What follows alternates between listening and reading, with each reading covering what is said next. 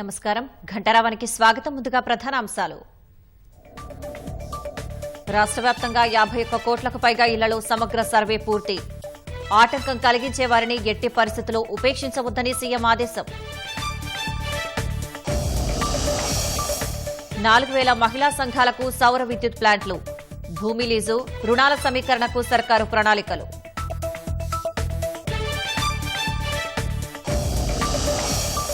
ముఖ్యమంత్రి రేవంత్ రెడ్డి సవాల్ను స్వీకరించిన బీజేపీ. మూసీ పరివాహక ప్రాంతాల్లో ఇవాళ రాత్రి ముఖ్య నేతల నిద్ర.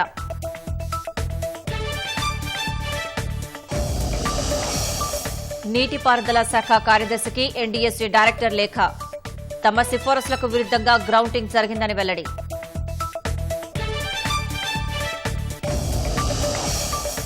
ఉత్తరప్రదేశ్ ఝాన్సీ వైద్య కళాశాల ఆసుపత్రిలో పెను విషాదం. నవజాత శిశువుల ఐసీయూలో మంటలు, 10 మంది చిన్నారుల మృతి.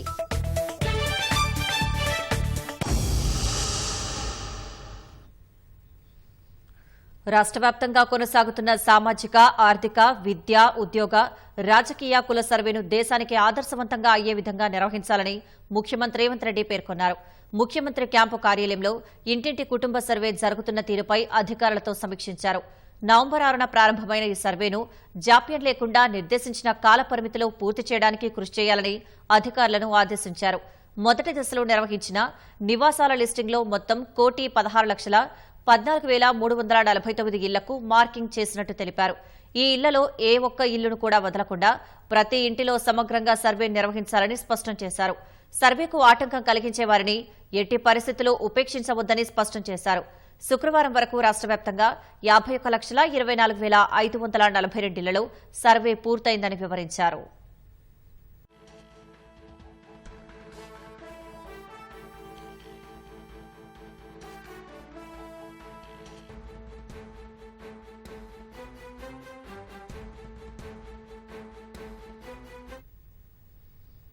మహిళా సంఘాలకు సౌర విద్యుత్ ప్లాంట్లు కేటాయించేందుకు ప్రభుత్వం కసరత్తు చేస్తోంది.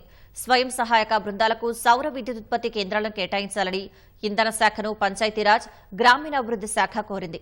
ఎస్ఎస్జీలకు అవసరమైన భూమి లీజు, రుణాల సమీకరణకు అవసరమైన ప్రణాళికలను సర్కారు సిద్దం చేస్తోంది. ఇందిరా మహిళా శక్తి పథకం కింద ఏడాదికి 1000 మెగావాట్ల ప్లాంట్లను కేటాయించాలని భావిస్తోంది. రాష్ట్రంలోని స్వయం సహాయక బృందాలకు సౌర విద్యుత్ ఉత్పత్తి కేంద్రాల్ని కేటాయించేందుకు ప్రభుత్వం ఏర్పాట్లు చేస్తోంది. ఇందిరా మహిళా శక్తి పథకంలో సౌర విద్యుత్ ప్లాంట్లు కేటాయించాలని పంచాయతీరాజ్, గ్రామీణాభివృద్ది శాఖ మంత్రి సీతక్క ప్రతిపాదించారు. మంత్రి సీతక్క ఆదేశాల మేరకు ఈ ఆర్థిక సంవత్సరంలోనే 1000 మెగావాట్ల ఉత్పత్తి బాధ్యతల్ని మహిళా సంఘాలకు ఇవ్వాలని కోరుతూ ఇంధన శాఖ కార్యదర్శికి పంచాయతీరాజ్, గ్రామీణాభివృద్ది శాఖ కార్యదర్శి లోకేష్ కుమార్ ప్రతిపాదనలు పంపించారు. సౌర ప్లాంట్లను కేటాయిస్తే భూముల్ని గుర్తించి మహిళా సంఘాలకు లీజుకిస్తామని లేఖలో పేర్కొన్నారు. రాష్ట్రంలో 1 కోటి మంది మహిళల్ని కోటీశ్వరుల్ని చేయాలన్న లక్ష్యంతో ప్రభుత్వం ఇందిరాశక్తి పథకాన్ని రూపొందించింది. ఇందిరాశక్తి పథకంలో స్వయం సహాయక సంఘాల్ని 17 వ్యాపారాల్లో ప్రోత్సహించాలని నిర్ణయించారు. అందులో సౌర విద్యుత్ ఉత్పత్తి వ్యాపారులుగా మహిళల్ని తీర్చిదిద్దారని ప్రభుత్వం భావిస్తోంది. 1 మెగావాట్ సౌర విద్యుత్ ప్లాంటుకు సుమారు 3 కోట్ల రూపాయలు ఖర్చవుతాయని అంచనా. దీనిలో మహిళా సంఘాలు 10% భరిస్తే మిగతా 90% బ్యాంకు రుణాల ద్వారా నిధులు సమీకరించాలని ప్రభుత్వ ప్రణాళిక. 1 మెగావాటు ఉత్పత్తిపై ఏటా 30 లక్షల రూపాయల ఆదాయం వచ్చే అవకాశం ఉంది. ఇందిరా మహిళా శక్తి పథకం కింద పాఠశాల విద్యార్థులకు యూనిఫామ్లు కుట్టివ్వడం, మహిళా శక్తి క్యాంటీన్లు వంటివి ఇప్పటికే కార్యరూపం దాల్చాయి. ఆర్టీసీలో అద్దె బస్సుల కాంట్రాక్టుల్ని మహిళా సంఘాలకిచ్చేందుకు ప్రభుత్వం కార్యాచరణ ప్రణాళిక సిద్దం చేసింది.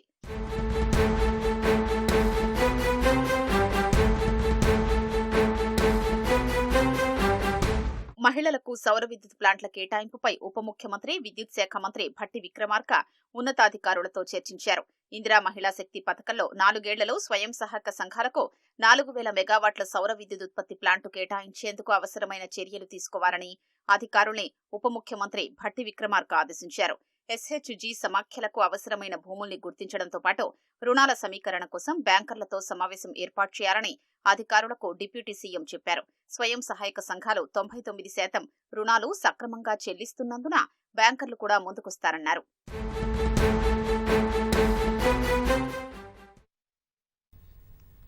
మూసీ పరివాహక ప్రాంతాల్లో భారతీయ జనతా పార్టీ ముఖ్య నేతలు ఇవాళ రాత్రి నిద్ర చేయనున్నారు. సాయంత్రం 4 గంటల నుంచి రేపు ఉదయం 9 గంటల వరకు అక్కడే బస చేయనున్నారు. ముఖ్యమంత్రి రేవంత్ రెడ్డి సవాల్ను స్వీకరిస్తూ మొత్తం 20 బస్తీల్లో 20 మంది నేతలు భాగస్వామ్యం కానున్నారు. రాత్రి భోజనం, నిద్రతో పాటు మరుసటి రోజు ఉదయం అల్పాహారం అక్కడే చేయనున్నారు. ఆయా బస్తీల వారీగా పేదలు ఎదుర్కొంటున్న ఇబ్బందులను అడిగి కమలదళం తెలుసుకోనుంది. మూసీ పునరుజ్జీవం పేరుతో పేదల ఇళ్లను కూల్చవద్దంటూ బీజేపీ పెద్ద ఎత్తున ఆందోళన చేపట్టింది. మూసీ పరివాహక ప్రాంతాల్లో బీజేపీ ప్రజాప్రతినిధులు పర్యటించారు. 9 బృందాలు 18 ప్రాంతాల్లో పర్యటించి అక్కడి ప్రజల సమస్యలను తెలుసుకున్నాయి. ఇందిరా పార్క్ ధర్నా చౌక్ వేదికగా మహాధర్నా చేపట్టింది. మూసీ పునరుజ్జీవాన్ని ప్రతిపక్షాలు అడ్డుకుంటున్నాయని ముఖ్యమంత్రి రేవంత్ రెడ్డి ఆరోపించారు. వ్యతిరేకించే వాళ్లు మూసీ పరివాహక ప్రాంతాల్లో నివసిస్తే తెలుస్తుందని, అక్కడి ప్రజల బాధలని ముఖ్యమంత్రి సవాల్ విసిరారు. రేవంత్ రెడ్డి సవాల్ను స్వీకరించిన బీజేపీ రాష్ట్ర నాయకత్వం ఇవాళ మూసీ పరివాహక ప్రాంతాల్లోని 20 చోట్ల 20 మంది ముఖ్య నేతలు బస చేయనున్నారు. మంచి చేసి మంచి పేరు తెచ్చుకోవాలనుకుంటాం, పేదలకు ఇల్లు కట్టాలనుకుంటాం, గవర్నమెంట్ స్కూళ్లు నిర్మాణం చేయాలనుకుంటాం, మంచి రోడ్లు వేయాలనుకుంటాం, మంచి హాస్పిటల్ కట్టాలనుకుంటాం, హాస్టల్ నిర్మాణం చేయాలనుకుంటాం, ఆ రకంగా మంచి పేరు తెచ్చుకోవాలనుకుంటాం. కానీ రేవంత్ రెడ్డి గారు కూల్చడంతో, పేదల ఇల్లు కూల్చడంతో మంచి పేరు తెచ్చుకోవాలనుకుంటున్నాం. అందుకే మూసీ మీద బుల్డోజర్లతో తొక్కియడైతే మేము చావడానికి సిద్ధంగా ఉన్నాం. పేదల కోసం చావడానికి సిద్ధంగా ఉన్నాము. రేవంత్ రెడ్డి గారు మా ఎమ్మెల్యే పదవులు, మంత్రి పదవులు ఏం పోయినా ఉన్నా ఉడినా ఏమి లేదు. మూసి ప్రక్షాళన చేయండి, పేదల ఇల్లు కూలగొట్టకండి, ఇది మా నినాదం. అందుకే ముఖ్యమంత్రి గారు సవాల్ విసిరారు. బస్తీలో ఉంటారా? బస్తీలో ఉంటే విరమించుకుంటా అన్నాడు. కాబట్టి పేదల కోసం మేము వాళ్ళతో కలిసి ఉంటాం, వాళ్ళ ఇళ్లలో భోంచేస్తాం, మూసి పక్కనే నిద్రపోతాం. ప్రజలను రెచ్చగొట్టడానికి కాదు, ప్రజలకు ధైర్యం చెప్పడానికి వెళ్తా ఉన్నాం. భారతీయ జనతా పార్టీ రెచ్చగొడితే ఒక్కరోజు కూడా ప్రభుత్వం కదలదు. కానీ మేము రెచ్చగొట్టడం లేదు. ఈ రోజు అనేక బస్తీలలో చాలా మంది హార్ట్ అటాక్స్ తో చనిపోతా ఉన్నారు. కష్టపడి కట్టుకున్నటువంటి ఇల్లు కూలగొడతామంటే రోజు ఒక స్టేట్మెంట్, ఒక మంత్రి కూలగొడతాం, ఎట్లా అడ్డుకుంటారో అడ్డుకోండి, ఎవరి మీద మీరు యుద్ధం అని అడుగుతా ఉన్నారు. అంబర్పేట అసెంబ్లీ పరిధి తులసీరాం నగర్ లో కేంద్ర మంత్రి, పార్టీ రాష్ట్ర అధ్యక్షుడు కిషన్ రెడ్డి, కమలానగర్ మాజీ ఎమ్మెల్యే చింతల రామచంద్రారెడ్డి, శాస్త్రి నగర్ లో మాజీ ఎమ్మెల్యే కెఎస్ రత్నం, అంబేద్కర్ నగర్ లో మాజీ మంత్రి కృష్ణ యాదవ్ బస చేయనున్నారు. ఎల్బీ నగర్ అసెంబ్లీ పరిధి ద్వారకాపురం కాలనీ, గణేష్ నగర్ లో ఎంపీ ఈటల రాజేందర్, సత్యానగర్, న్యూ మారుతి నగర్ లో మాజీ ఎంపీ చాడ సురేష్ రెడ్డి, మేడ్చల్ రూరల్ ఘట్కేసర్ లో మాజీ MLC N Ramachandra Rao, Karwan assembly నియోజకవర్గం లంగర్ హౌస్ లో ప్రదీప్ కుమార్, కార్వాన్ డివిజన్ లో తల్లోజు ఆచారి, జియాగూడలో ఎండల లక్ష్మీనారాయణ, బహదూర్పురలో ధర్మారావు రాత్రి బస చేయనున్నారు. ఓల్డ్ మలక్పేట్ శాలివాహన నగర్ లో రాజ్యసభ సభ్యుడు డాక్టర్ కె లక్ష్మణ్, గోషామహల్ నియోజకవర్గం అఫ్జల్ గంజ్ లోని రెసిడెన్షియల్ హౌసింగ్ బస్తీలో మాజీ ఎంపీ బీబీ పాటిల్, జుమెరాత్ బజార్ లో సీతారాం నాయక్, గౌలిగూడలో ఎమ్మెల్యే వెంకటరమణారెడ్డి, హైదర్గూడ బహదూర్పురలో మాజీ ఎమ్మెల్సీ జనార్దన్ రెడ్డి, రాజేంద్రనగర్ అసెంబ్లీ పరిధి అత్తాపూర్ లో గుజ్జల ప్రేమేందర్ రెడ్డి, హైదర్ షా కోట్ లో ఎంపీ కొండా విశ్వేశ్వరరెడ్డి, ఉప్పల్ రామంతపూర్ లో మాజీ ఎమ్మెల్యే ఎన్వీఎస్ఎస్ ప్రభాకర్ పాల్గొంటారని రాష్ట్ర నాయకత్వం ప్రకటించింది. రాష్ట్ర వ్యాప్తంగా సబ్ రిజిస్టార్ కార్యాలయాల్లో ప్రత్యేకంగా ఫిర్యాదుల పెట్టెను ఉంచేలా చర్యలు తీసుకోవాలని ప్రభుత్వాన్ని హైకోర్టు ఆదేశించింది. ఫిర్యాదులు, వినతులపై రిజిస్టార్ లేదంటే ఆపై ఉన్నతాధికారి పరిశీలించి చర్యలు తీసుకోవాలని ఆదేశించింది. సబ్ రిజిస్టార్ కార్యాలయాల ప్రజల్లో విశ్వాసాన్ని పెంచడానికే మార్గదర్శకాలు జారీ చేశామని హైకోర్టు తెలిపింది. రంగారెడ్డి జిల్లా శేరిలింగంపల్లి మండలం కొండాపూర్లో రంగారెడ్డి జిల్లా joint sub registrar flat registration చేయకపోవడాన్ని సవాల్ చేస్తూ దాఖలైన పిటిషన్పై జస్టిస్ ఎన్వి శ్రవణ్ కుమార్ విచారణ చేపట్టారు. ఈ సందర్భంగా కోర్టు ఆదేశాలను కింది స్థాయి అధికారులు అమలు చేయడం లేదని, తగిన చర్యలు తీసుకోవాలని స్టాంపుల శాఖ ఐజీని న్యాయమూర్తి ఆదేశించారు. ప్రజలు ఇబ్బందులు పడకుండా తాజా మార్గదర్శకాలను పరిగణలోకి తీసుకుని రిజిస్ట్రేషన్ ప్రక్రియను క్రమబద్దీకరించాలని స్టాంపులు రిజిస్ట్రేషన్ శాఖ కమిషనర్కు ఆదేశాలు జారీ చేశారు. రాష్ట్రంలో కాంగ్రెస్ ప్రజాపాలనకు ఏడాది పూర్తవుతున్న సందర్భంగా నిర్వహిస్తున్న విజయోత్సవాలకు చారిత్రక నగరం ఓరుగల్లు వేదిక ఖరారైంది. ఈ నెల 19న ముఖ్యమంత్రి వరంగల్లో పర్యటించనున్నారు. హన్మకొండలో భారీ బహిరంగ సభలో పాల్గొంటారు. నగరంలో పలు అభివృద్ది కార్యక్రమాలకు ఈ సందర్భంగా శ్రీకారం చుట్టనున్నారు. ముఖ్యమంత్రి ఓరుగల్లు పర్యటన ఏర్పాట్లను ఇవాళ పీసీసీ చీఫ్ మహేష్ కుమార్ గౌడ్తో పాటు మంత్రులు పొన్నం ప్రభాకర్, శ్రీధర్ బాబు, కొండా సురేఖ తదితరులు పరిశీలించనున్నారు. రాష్ట్రంలో ముఖ్యమంత్రి రేవంత్ రెడ్డి నేతృత్వంలో కాంగ్రెస్ సర్కార్ ఏర్పడి డిసెంబర్ 7కు ఏడాది పూర్తవుతోంది. సంవత్సర కాలంలో సాధించిన విజయాలు, చేపట్టిన సంక్షేమ అభివృద్ది కార్యక్రమాలు ప్రజలకు వివరించేందుకు విజయోత్సవాల్ని నిర్వహించాలని రేవంత్ రెడ్డి ప్రభుత్వం నిర్ణయించింది. అందులో భాగంగానే వరంగల్లో ఈ నెల 19న పలు కార్యక్రమాలు చేపడుతోంది. హనుమకొండ ఆర్ట్స్ అండ్ సైన్స్ కళాశాలలో భారీ బహిరంగ సభ నిర్వహించాలని నిర్ణయించింది. సీఎం రేవంత్ రెడ్డి స్వయం సహాయక బృందాలతో చర్చించడంతో పాటు ఇదే వేదిక ద్వారా రాష్ట్రంలో 22 జిల్లాల్లోని ఇందిరా మహిళా శక్తి భవనాలకు శంకుస్థాపన చేస్తారు. వరంగల్లో ప్రజాపాలన విజయోత్సవాలు, సీఎం రేవంత్ రెడ్డి పర్యటనపై సచివాలయంలో మంత్రి కొండా సురేఖ, సీఎం సలహాదారుడు వేం నరేందర్ రెడ్డి, సీఎస్ శాంతికుమారి సమీక్ష నిర్వహించారు. కార్యక్రమాలు, రూట్ మ్యాప్, వేదికలు, పార్కింగ్, ఇతర సదుపాయాలపై చర్చించారు.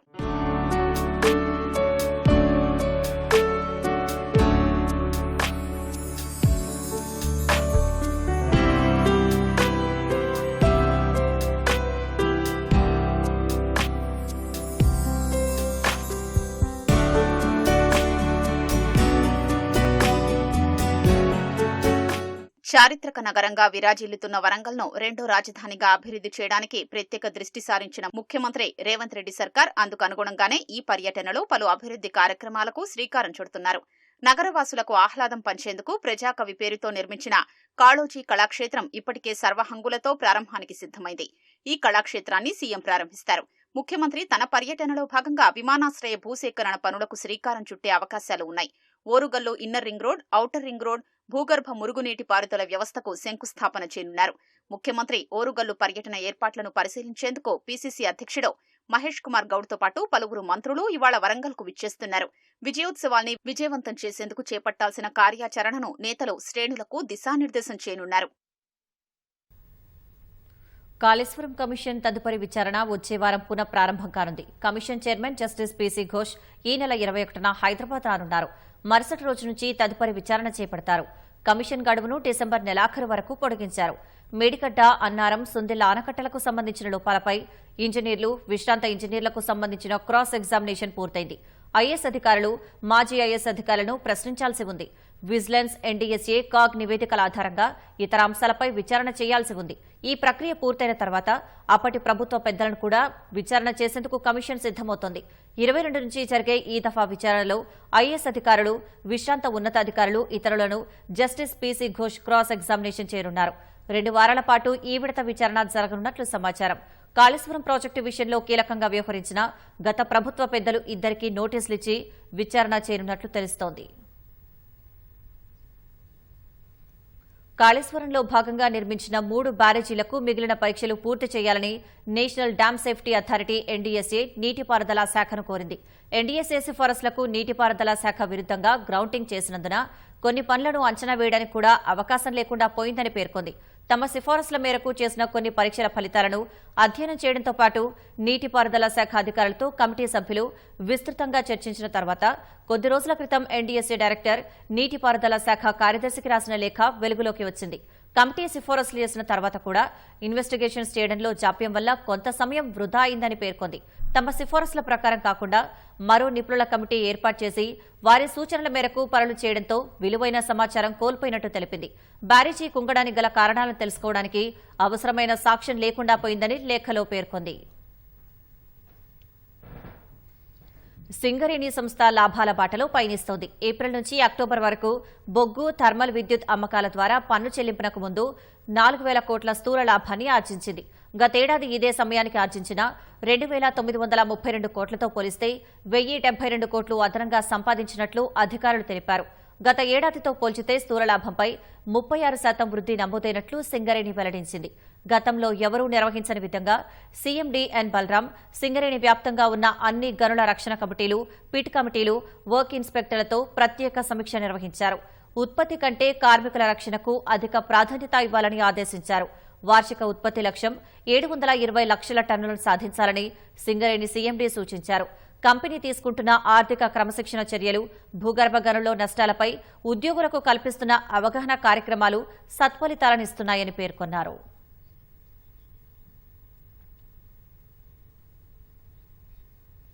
హైదరాబాద్ కాచిగూడలో అర్ధరాత్రి రోడ్డు ప్రమాదం జరిగింది. ఘటనలో 2 యువకులకు తీవ్ర గాయాలయ్యాయి. కాచిగూడ రైల్వే స్టేషన్కు వెళ్లే ప్రధాన రహదారిలో 2 వ్యక్తులు ద్విచక్ర వాహనంపై అతివేగంతో వచ్చి ఢీకొన్నారు. ఘటనలో 2 తీవ్ర గాయాలయ్యాయి. ఘటనా స్థలికి చేరుకున్న పోలీసులు 2 ఆసుపత్రికి తరలించారు. ఉస్మానియా ఆసుపత్రిలో చికిత్స పొందుతున్న 2 పరిస్థితి విషమంగా ఉంది.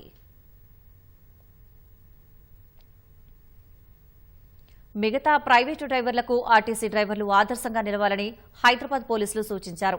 రోడ్డు భద్రతపై జేబీఎస్లో ఆర్టీసీ డ్రైవర్లకు అవగాహన కార్యక్రమం నిర్వహించి ప్రతి ఒక్కరూ విధిగా ట్రాఫిక్ నిబంధనలు పాటించాలని స్పష్టం చేశారు.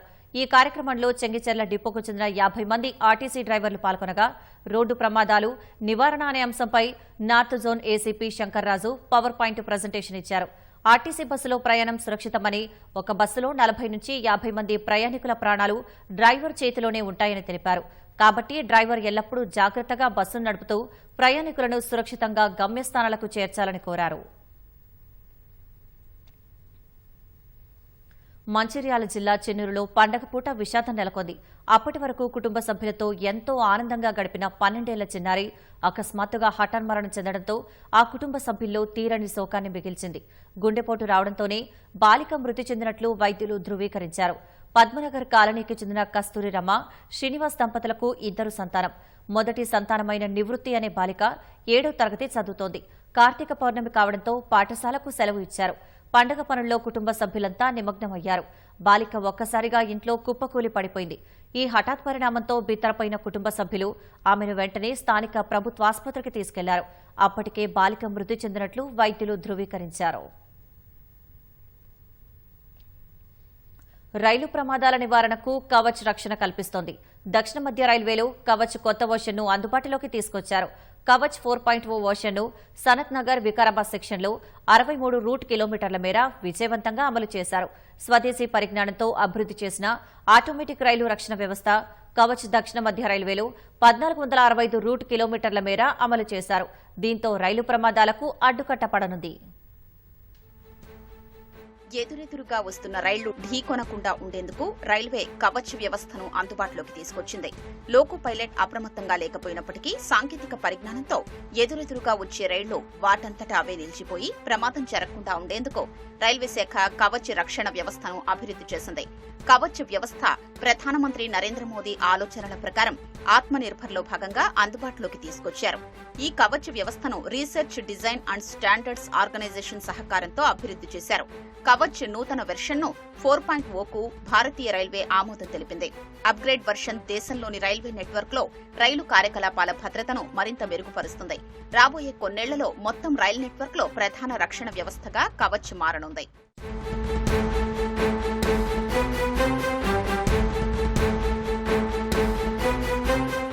దక్షిణ మధ్య రైల్వేలో నేటి వరకు కవచ్ 1465 రూట్ కిలోమీటర్లు, 144 లోకోమోటివ్లలో అందుబాటులోకి తెచ్చారు. తాజా వెర్షన్ కవచ్ 4.0ను సనత్ నగర్ వికారాబాద్ సెక్షన్లో 63 రూట్ కిలోమీటర్ల మేర విజయవంతంగా ప్రారంభించారు. కవచ్ వెర్షన్ 3.2ను నాగర్సోల్, ముద్ఖేడ్, ధర్మాబాద్, నిజామాబాద్, సికింద్రాబాద్, కర్నూలు సిటీ, డోన్, గుంతకల్ విభాగంలో 959 రూట్ కిలోమీటర్ల మేర, వికారాబాద్, బీదర్ సెక్షన్ 90 రూట్ కిలోమీటర్ల మేర, వికారాబాద్, వాడి సెక్షన్లో 112 రూట్ కిలోమీటర్ల మేర విజయవంతంగా అమలు చేస్తున్నారు. కవచ్ 3.2ను బీదర్, పర్లీ, వైజ్నాథ్, పర్బనీ సెక్షన్లో 241 రూట్ కిలోమీటర్ల మేర విస్తరించినట్లు దక్షిణ మధ్య రైల్వే ప్రకటించింది.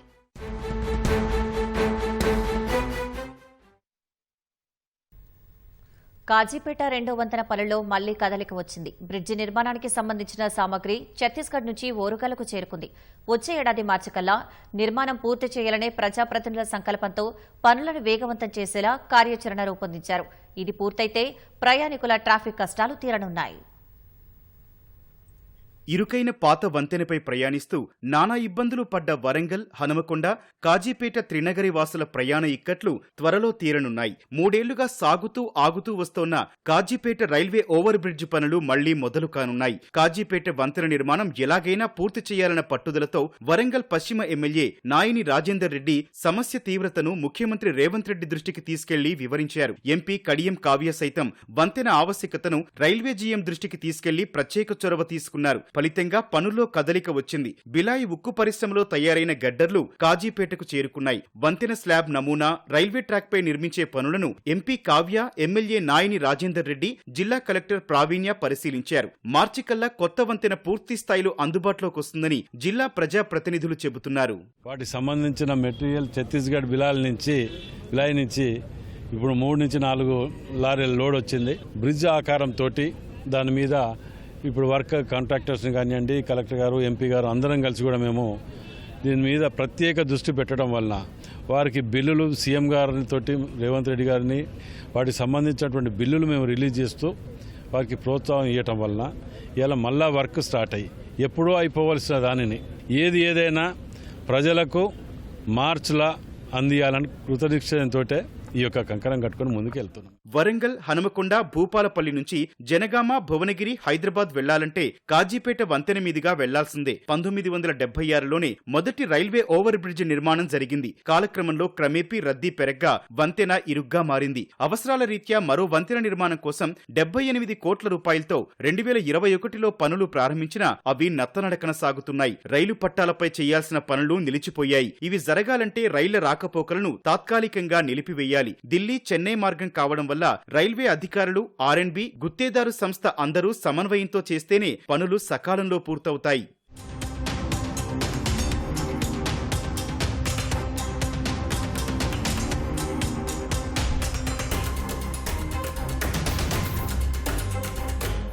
రెండో వంతెన పూర్తయితే వరంగల్ నుంచి హైదరాబాద్ వైపు వెళ్లే వాహనదారుల ట్రాఫిక్ కష్టాలు తీరతాయని త్రినగరి వాసులు కోరుకుంటున్నారు. భారత రాజ్యాంగం భగవద్గీత లాంటిదని రాష్ట్ర హైకోర్టు జస్టిస్ టి మాధవీదేవి అన్నారు. హైదరాబాద్ నారాయణగూడలోని కేశవ స్మారక న్యాయ కళాశాల ఆధ్వర్యంలో ఏర్పాటు చేసిన లీగల్ ఎగ్జిబిషన్ను జస్టిస్ టి మాధవీదేవి ప్రారంభించారు. న్యాయ విద్యను చదువుతున్న విద్యార్థులు న్యాయశాస్త్రాన్ని అర్థం చేసుకుని తీర్చిదిద్దిన నమూనాలు ఆకట్టుకున్నాయని జస్టిస్ టి మాధవీదేవి అన్నారు. తప్పు చేస్తే ఎలాంటి శిక్షలుంటాయి వంటి అనేక అంశాలను అర్థమయ్యేలా పిల్లలు నమూనాల రూపంలో ఏర్పాటు చేశారని ఆమె పేర్కొన్నారు. ప్రదర్శనలో సుప్రీంకోర్టు, భారత పార్లమెంటు నమూనాలు, ప్రధానంగా తెలంగాణ రాష్ట్ర హైకోర్టు నమూనాలు ఆకట్టుకున్నాయి. ఇక్కడ కేశవ మెమోరియల్ లా కాలేజ్ వాళ్ళు ఏర్పాటు చేసిన ఈ ఎగ్జిబిషన్ చాలా బాగుంది. డిఫరెంట్ కాన్సెప్ట్స్ ఆఫ్ అవర్ లా, అది కాన్స్టిట్యూషన్ ఏ విధంగా స్టార్ట్ అయింది, మన పురాణాల్లో నుంచి కూడా మనం ఏ విధంగా ప్రిన్సిపల్స్ని అడాప్ట్ చేసుకోవచ్చు, కాన్స్టిట్యూషన్ యొక్క ఇంపార్టెన్స్, దాని యొక్క ఎఫెక్ట్స్, దాని యొక్క ఇన్ఫ్లుయెన్స్, దాని కాన్సిక్వెన్సెస్, మనం మంచి చేసినా చెడు చేసినా దాని యొక్క కాన్సిక్వెన్సెస్ ఎలా ఉంటాయి లా ప్రకారము అనేది ఇవన్నీ చాలా బాగా చేశారు. స్టూడెంట్స్, ఫ్యాకల్టీ చేసిన మోడల్స్ చాలా బాగున్నాయి. అసలు లా గురించి ఎవరైనా ఏమైనా అర్థం చేసుకోవాలంటే వాళ్ళందరికీ వచ్చి జస్టిస్ సిటీని సందర్శించాలి. ఉత్తరప్రదేశ్లోని ఝాన్సీలో పెను విషాదం చోటు చేసుకుంది. మహారాణి లక్ష్మీబాయి వైద్య కళాశాల చిన్నారుల వార్డులో మంటలు చెలరేగి 10 మంది ప్రాణాలు కోల్పోయారు. కాలిన గాయాలైన 16 మంది ప్రాణాలతో పోరాడుతున్నారు. షార్ట్ సర్క్యూట్ కారణంగానే మంటలు చెలరేగినట్లు ప్రాథమికంగా అనుమానిస్తున్నారు. ఉత్తరప్రదేశ్ ఝాన్సీ జిల్లా మహారాణి లక్ష్మీబాయి మెడికల్ కాలేజీలోని పిల్లల వార్డులో అర్ధరాత్రి ఘోర అగ్ని ప్రమాదం రోజుల వయసున్న చిన్నారులను బలిగొంది. పలువురు పిల్లలు ప్రాణాలు కోల్పోగా మరికొందరు నవజాత శిశువులు గాయపడ్డారు. ప్రమాద సమయంలో ఎన్ఐసీయూలో మొత్తం 54 మంది పిల్లలు ఉన్నారు. ఆసుపత్రి ఎన్ఐసీయూ విభాగంలో రాత్రి 10 గంటల 45 నిమిషాలకు ఆక్సిజన్ కాన్సంట్రేటర్లో మంటలు చెలరేగాయి. పిల్లల వార్డు గదుల్లో ఆక్సిజన్ పూర్తిగా వ్యాపించి ఉండడంతో మంటలు భారీగా విస్తరించాయని ఆసుపత్రి సూపరింటెండెంట్ సచిన్ మనోహర్ తెలిపారు. మంటల ధాటికి వార్డులోని పిల్లల బెడ్లు, ఇతర సామాగ్రి అగ్నికి ఆహుతయ్యాయి. ఆసుపత్రిలో మంటలకు పొగలు వ్యాపించడంతో పిల్లలు, రోగులను వైద్యులు, నర్సింగ్ సిబ్బంది హుటాహుటిన కిటికీల ద్వారా ఖాళీ చేయించారు. సమాచారం తెలిసిన వెంటనే 6 శకటాలతో అగ్నిమాపక దళం రంగంలోకి దిగి మంటలను అదుపులోకి తెచ్చింది. కాలిన గాయాలైన చిన్నారులకు వైద్యులు చికిత్స అందిస్తున్నారు. ఉత్తరప్రదేశ్ ఆరోగ్య మంత్రి అయిన ఉప ముఖ్యమంత్రి బ్రజేష్ పాఠక్ అర్ధరాత్రి ఝాన్సీలోని ఆసుపత్రికి చేరుకుని పరిస్థితిని పర్యవేక్షించారు. చిన్నారుల మృతితో ఆసుపత్రి ప్రాంగణంలో కన్నవారి రోదనలు మిన్నంటాయి.